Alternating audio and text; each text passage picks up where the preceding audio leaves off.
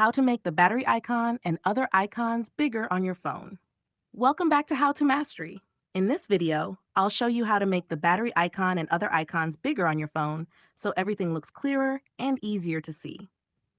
First, open the Settings app on your phone, scroll down, and look for Display. Inside the display settings, tap on Display Size or Screen Zoom. The exact name may be a little different depending on whether you're using Android or iPhone.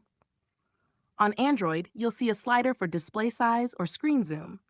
Move the slider to the right, and you'll notice your battery icon, text, and other system icons getting bigger.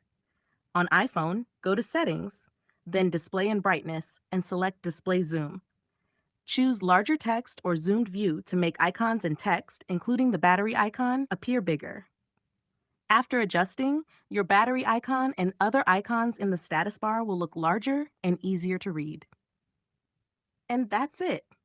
That's how you can make your battery icon and other icons bigger on your phone.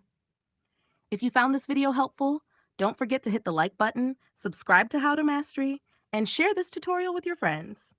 Thanks for watching, and I'll see you in the next one.